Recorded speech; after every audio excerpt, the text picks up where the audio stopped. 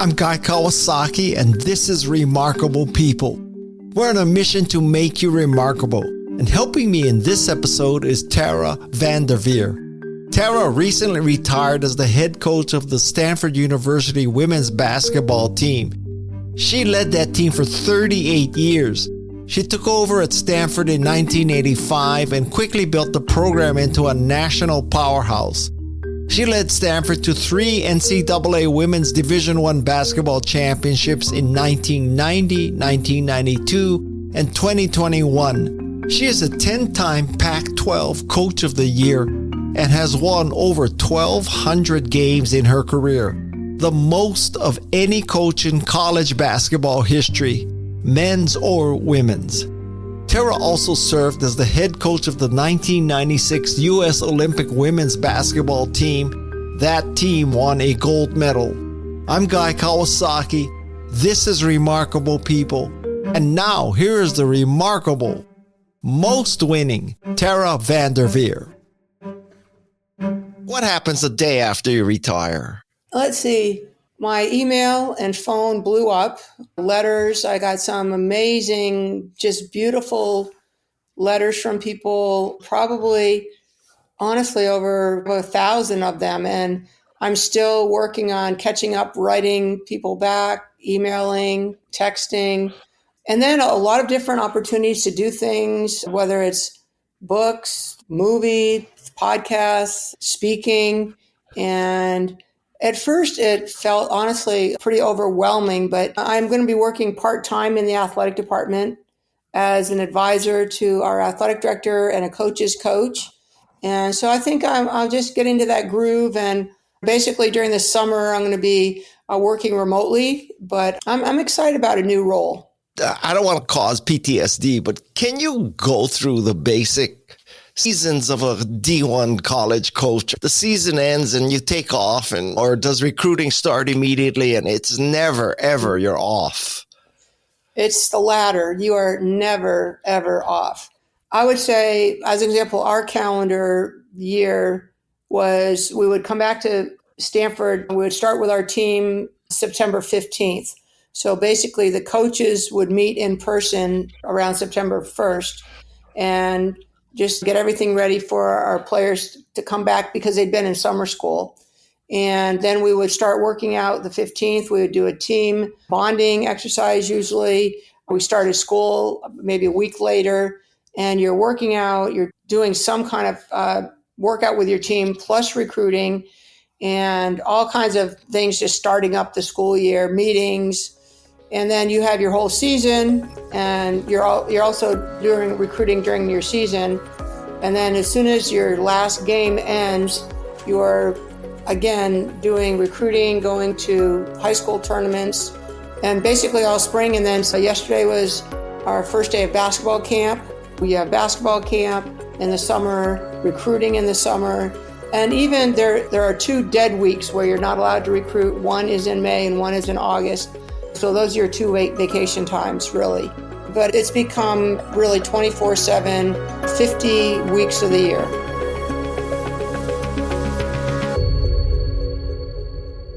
I saw something in your background that I found so fascinating. So can you explain your connection to Bobby Knight? Well, I went to Indiana University. I transferred there as a sophomore, and I took Coach Knight's basketball class, which he taught the X's and O's and philosophy and things like that. And in his class, he said that anyone that attended his class had permission to watch their basketball practice. I don't think he thought I would come every day, but I did. And I watched every day of practice for basically 3 years. I loved it. I learned a lot. I didn't have any idea that I would be a basketball coach because really growing up, there were not basketball teams for women to coach. So I just really enjoyed watching practice. And I thought I majored in sociology. I thought I'd go to law school, but I just kind of fell into this coaching a little bit backwards. From the outside looking in at Bobby Knight, all that I picture is him picking up chairs and throwing them across the court and abusing players and all that. But what's the real story of Bobby Knight? Because my other impression is that people who played for him loved him. He was great to me. He was very generous with his time and knowledge, and I watched their practices. There were times where he would raise his voice. I never saw him throw a chair or do anything crazy. But I think that the pressure on college coaches, I think he felt that. And I learned maybe some things obviously not to do, but my experience with him was always very positive. And I'm very thankful to have that opportunity to have been able to watch. And I loved watching Indiana basketball. It was really a different game then, in a way. There's no shot clock. There was no 3-point line. The rules have changed so much that the game is really different, but I learned a lot and I loved it. Can you trace any of your coaching philosophy to his coaching philosophies? I would say that, yes, I can. Not in temperament as much as he ran a very organized, quick practice, and the use of your time in practice, how you go from one drill to the next, why you teach certain things, what the order that you teach them in, the importance of fundamentals. And I learned a lot. And I would just say there's no one that has had more of an impact on my basketball coaching than Coach Knight. How would Indiana players practice free throws? Usually what they did, they would do a drill where you're really going hard, you're playing, and then you would break for free throws. And then you would do another drill, and then you would break, so that your free throws was your water break and your chance to shoot free throws while you were tired. And we would pretty much shoot free throws the same way in our practice, where you would go hard, you'd be scrimmaging, you're going up and down the court, and then you take a break and you're going to make 10 free throws at a basket. Then you're scrimmaging again, or you're doing a really tough running drill, so that when you're shooting your free throws, you're tired. Just the logistics of that. So you scrimmage, and then you have obviously players on the court. At Maples, how many baskets are there for people to be shooting free throws after a scrimmage? There's 8 baskets. During practice, usually there are 2 main baskets, and then you've got 6 on either side. And that's pretty much true of, I would say, most practice courts. The arena will have your main baskets. And in the old days, Maples, the baskets would swing down, so you'd always have 8 baskets to practice on, which I loved. Because we would do a lot of shooting drills where you would divide up, you would go with a partner and maybe a manager and do shooting with a partner for 5 minutes and then come back and do another full court drill. So you explained the influence of Bobby Knight, but how would you describe the core of your coaching philosophy? Maybe that started with my parents. Both of my parents are teachers, and I view coaching as maybe 40 public exams. You're coaching and teaching, and you're a mentor for young women. And it's more than just teaching X's and O's, but it's getting to know them as people. It's really trying to help them navigate college and a competitive environment, and it's very challenging. I noticed that it took you about 3 years to blossom at Stanford. And do you explain that as finally, after 3 years, it's the players that you recruited, or finally they got the system, or what took 3 years? Like you said, the first year, for the most part, if you're hired as a coach, the team is not very good, because the coach in front of me at Stanford was fired. So they'd won 5 games the year before, and it was a team that was really struggling. So my assistant coaches and myself, we worked very hard. And so the first year, you don't have any of your own players. And the second year, your players are freshmen. And so in the third year, then we really had a great breakout season and went to the NCAA tournament. And then we got it going right away. And how do you recruit as a first-year coach when you're 5 and 20 or whatever it was? I had coached at Ohio State and had success at Ohio State and had success at Idaho. So we knew the type of players that we needed. I had great assistant coaches who were excellent at evaluating players. And for Stanford, it's not just they have to be great players, but they have to be great students. The dean of admissions explained to me that, Tara, the students that you recruit for basketball need to be able to jump through the same academic hoops as other admits. And so I think coaching at Stanford is the ultimate challenge. And it's even become more challenging with the portal and collective money and NIL. So do you think that the portal is improving the game, or it's giving players options, or it's ruining the game because it's giving players options? I think that players should have the opportunity to play where they want to play. And the portal basically allows them to transfer.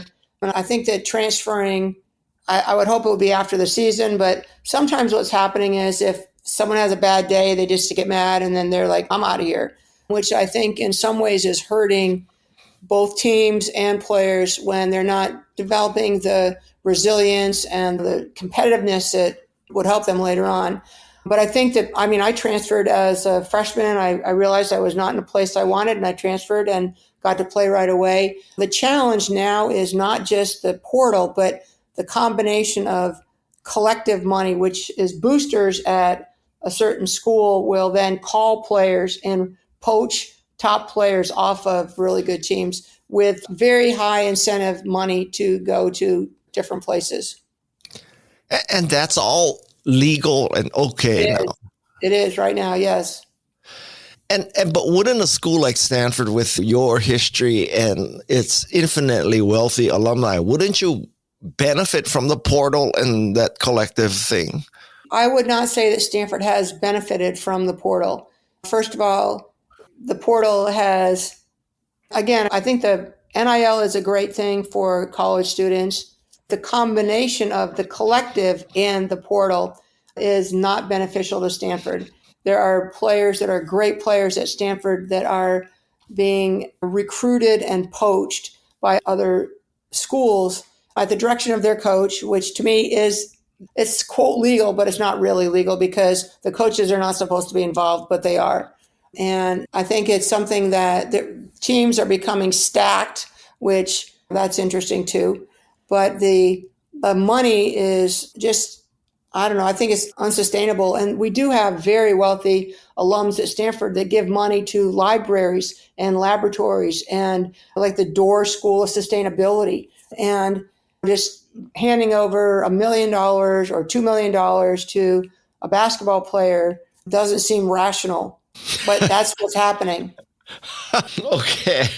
You mentioned the word recruiting 4 or 5 times already. So what exactly do you look for in a recruit? For someone at Stanford, they have to have the academic background, so they'll be accepted. So that will be something really important. If I see someone, if I'm out recruiting, that will be the first thing I want to know is I want to see their high school transcript. Are they in AP classes? What are their SAT scores, ACT scores? So that's coming back in. Then once, if in fact they're in the ballpark, then are they skilled at basketball? Do they shoot the ball well? Are they athletic? Do they run the floor well? What is their strength? How would they fit in with the players that are already on our team? And then you just go from there. If you can check those boxes, then a lot of times, if they're interested academically, then you have a really good chance of getting them. Now it's a combination of, are they interested academically, and do you have collective money? Some of the top upcoming juniors and seniors in high school and women's basketball are asking for $100,000, $200,000, $300,000, $400,000 per year, guaranteed. Those words pass through their lips. They literally ask for the money. Yes. No, they just say, this is what it will cost for you to recruit me. I'm interested, but that's what is happening now. Yes. I guess I could build a case that's good because basketball programs make money off the players. But there's a part of me that says, wow, that just sounds like total commercialization of a sport. It's a whole new world, a whole new landscape. I don't know yet that there are very many women's basketball programs that do make a lot of money. The money, for the most part, in college athletics is in football. I would say 85 to 90% of all the money that comes in is because of football. And for some of the top football quarterbacks, especially the marquee type players, their price tag is maybe $1, $2, $3 million per year. And I think that that's where the NCAA, we're hoping that in some way there's some regulation of this so that it's not just crazy Wild West giving cash money in McDonald's paper bag, because that's what's happening. It's really out there right now. Wow. So and obviously you've coached many winners, and with your hindsight, can you sort of break it down? Is it talent? Is it attitude? Is it luck? What makes a winner? Well, I think individually, like you said, I have coached some amazing players, including 12 Olympians. But the great players that I've coached at Stanford or Ohio State, I would say in the very best players, it starts with discipline. They really see the end game. They're not trying to be an amazing player in one day, because that's not going to happen. Basketball is like a steel cut oatmeal. It takes, you got to cook it. It's not instant oatmeal. Being a great student, you're not going to do it in one day. And the people that are great athletes, they enjoy the process of getting better, and they buy into improving. They're very coachable. They want to hear, how can I get better? And they really enjoy coming to the gym. They put in extra time. They're people that are really fun to work with. Like the very best players are your hardest workers. They're great teammates. Some of the best players I've coached, just honestly, I just cry when they graduate. It's awful. But they're great teammates. They're leaders. They're disciplined, hardworking, and they just really want to be great. And they'll put in the time and make the effort. They're not going to just talk about it. They're going to, I call it like some people want the sweatshirt without sweating, but the great players want to sweat. And you can determine this in recruiting and scouting when they're sophomores and juniors?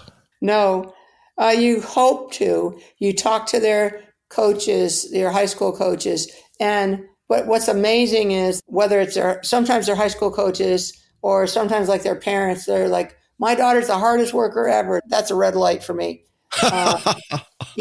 Because people aren't always realistic and they don't understand the commitment involved in a great college player.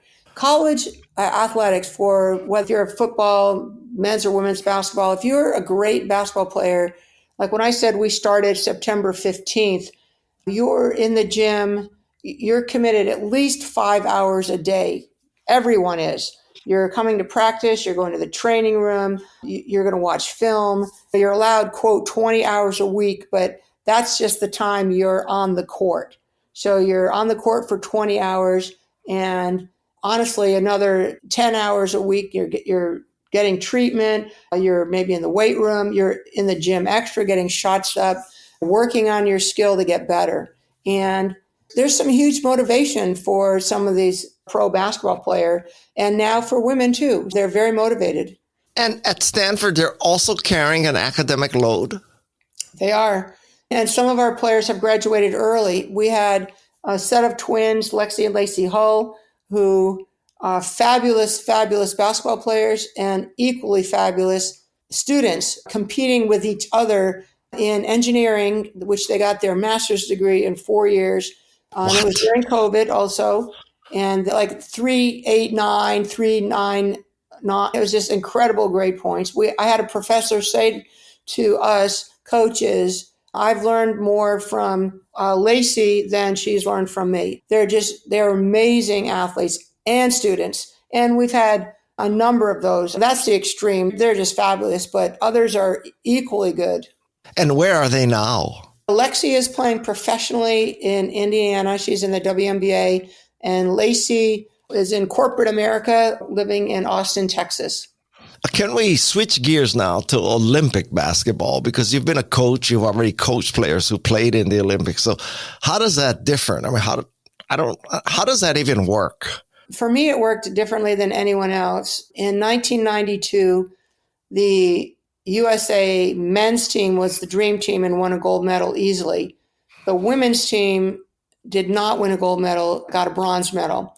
And the 1996 Olympics were in Atlanta, the next quadrennial, and USA Basketball basically said, hey, we want to win a gold. So we're going to put in a year-long training, and we're going to ask a coach to leave their job for a year and train our team to win a gold medal. So I was the coach in the 96 quadrennial, which I left Stanford for a year, and we trained and traveled all over the world and played a total of 52 games before the Olympics. So we traveled over 100,000 miles. We went to Russia. We went to Australia. We went to China. We played in tournaments. We played college teams all over, barnstormed college teams. And then in August of 1996, we played in Atlanta and won the gold medal. And so the members of that team, they basically took a year off academically too then? No, they were professional. They were paid. Oh, excuse me. Okay. They took a pay cut. They took a pay cut to play for USA Basketball. Some of them earned $200, $250. Now, again, this is over 25 years ago, and USA Basketball paid them $50,000 to take a year off and not play in Europe, not play in Italy or Russia, where they were paid over $200,000 because there was no professional women's basketball in the United States before the 1996 team. And when USA Basketball is involved in this, are you picking your team or are they handing you the players and saying, Tara, take it from here? How does that work? They picked the team. I did not. You don't have any say in it. I might say something, but I had no vote. Wow. And is that true today? Yes, I think it is pretty true today. And who is USA Basketball that picks this? How do they do it?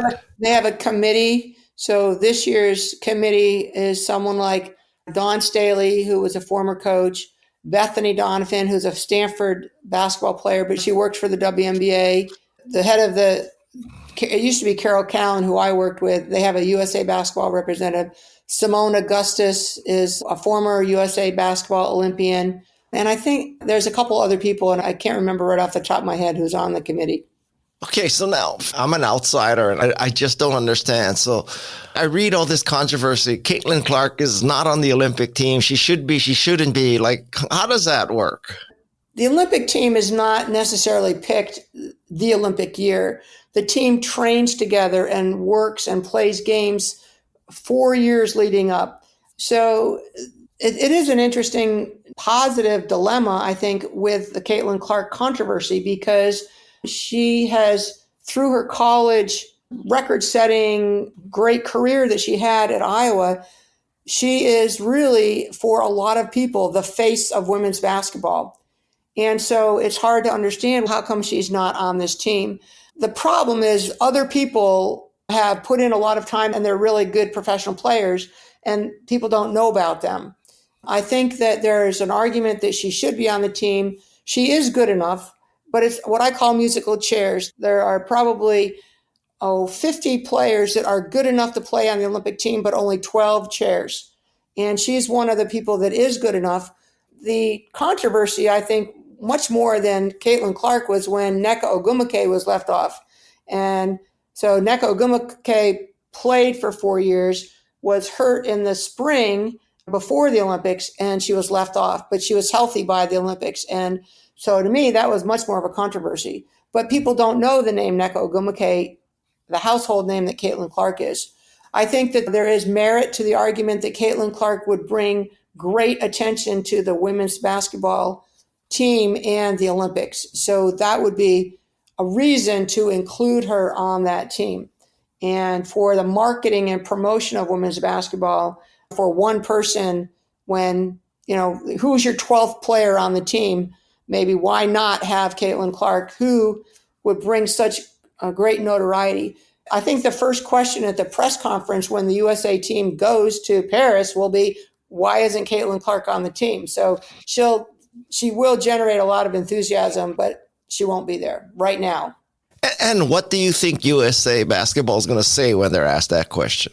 I think what they've said is basically there's players that have more experience. And in some ways, I think that USA Basketball has hurt itself not having younger players, not developing younger players for those big moments. On the Olympic team that I coached in 96, we had, for the most part, I would say 10 new players, as opposed to this year's team probably maybe has 5 or 6 new players. I'd have to look at the numbers exactly, but I think it's good to have young, enthusiastic, and to teach them the way it is, to understand the pressure of playing with USA on your jersey.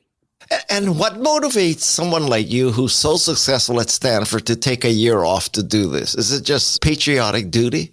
I think it was just another challenge, and I had coached the younger teams coming up, and I was ready to do it. I've been prepared and groomed to do it.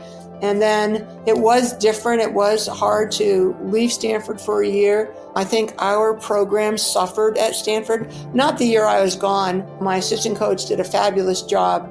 Has the winningest percentage at Stanford and was awesome, but our recruiting suffered after that. And it's when you go away, you take a year off, basically, it really takes time to get it back going again. And it did.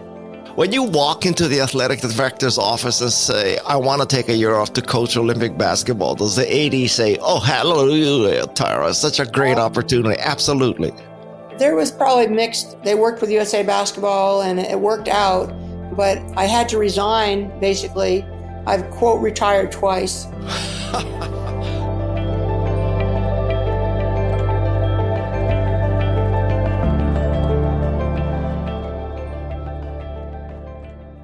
So now looking forward at women's basketball, Caitlin Clark and this rivalry and stuff, is it just a great time for women's basketball? I think it is a great time for women's basketball.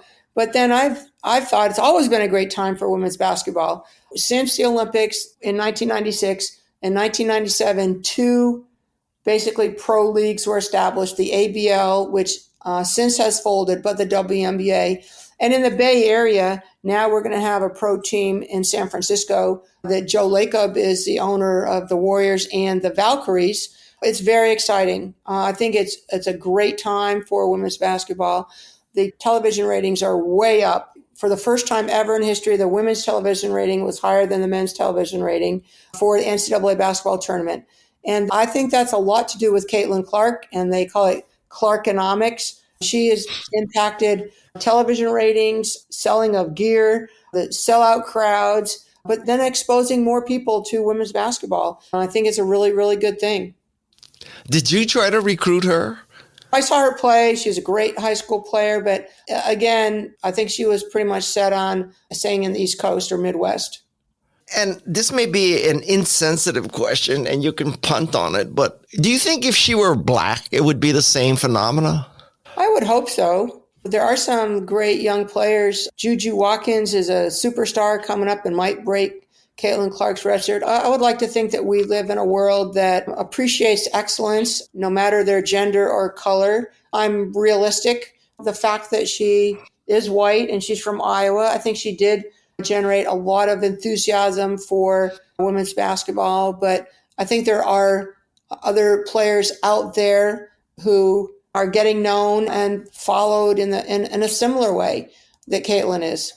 That level of basketball, men's or women's, is the difference between Caitlin Clark and someone who's beneath Caitlin Clark in standings and all that. Is it just like an infinitesimally small difference, or is it head and shoulders above everybody?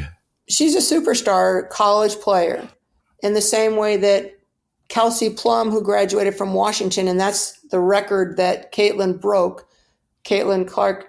These are extraordinarily talented players. There is a big difference between the extraordinarily talented players, the Olympians, WNBA All-Stars. There is a difference in the same way that Michael Jordan or LeBron James or Steph Curry is a phenom. And Caitlin Clark is a phenom in her own way, too. So I would say this, Guy, I would just say this about Caitlin Clark. What's so amazing about her is not her three-point shot. Her passing is phenomenal. Her three-point shooting from the logo is incredible. Her maturity, she deals with pressure. The pressure on her, she just acts like it's water and rolls off her back. She does have ice water in her veins. She handles this so well. The incredible media frenzy about her.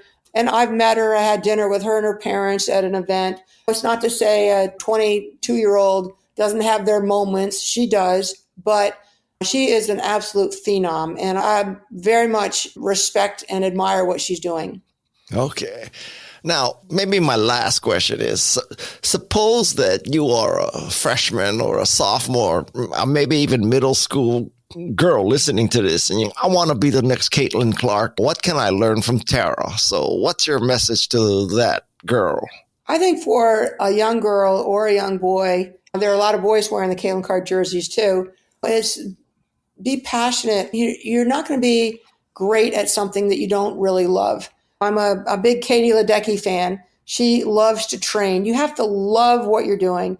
You have to be very passionate about it. So whatever it is, you're going to put your time into it. Enjoy it. Enjoy the process of getting better. Be a great teammate. I think that basketball is a team sport.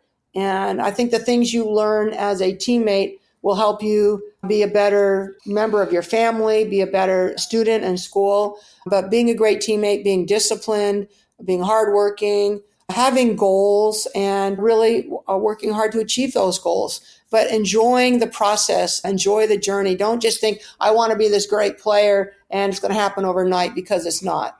And if you have this kind of aspiration, should you as an athlete be like 100% focused on basketball 12 months a year, or should you play soccer and should you play other things to get cross training and exposure to other skills? Guy, I think that's a great question. I think it depends on maybe your age. As a middle school, I would definitely play 3 sports or 4 sports, and high school the same. I think that sometimes limiting what you're doing, and parents feeling, well, they've just got to make a decision when they're 10 years old what sport you're going to play. There are some great young players like Tiger Woods, I know, just loved golf so much and he focused on golf. But I think that until you really know that, I would cross-train, because sometimes we're having young people have a lot of injuries based on the fact that maybe they're overuse injuries. They're doing too much of the same repetition motion over and over. So your knees or your shoulders, whatever body parts can't take it. There are an occasional person that says, boy, I want to be this great, whether it's volleyball player or softball player. But I would, for the most part, I would say enjoy different sports. And what's your advice to parents who believe they have the next Caitlin Clark? I think parents need to get out of the way. I think parents need to live their own life, facilitate their children, but not live through their children. What I see are some parents that are so crazy about their kids' success that the kids are not even enjoying it. They're trying to please their parents. And as a parent, help your young daughter or young son enjoy, whether it's basketball, help them maybe put up a hoop in your backyard or get some lights on it so they can shoot at night, or let them go to basketball camp. But it has to come from within the child, not the parent wanting the child to be a great basketball player. It has to be their goal and their aspiration, not the parents. And also parents not pressuring children to, go practice and go do this. They're not going to love it if they're being told what to do. And while you were at Ohio State and Stanford, did you ever have parents email you or call you and say, my kid needs more playing time, she's better than XYZ? Usually, Guy, they didn't call me, but they would say that to my assistant coaches. And parents, they would say some crazy things.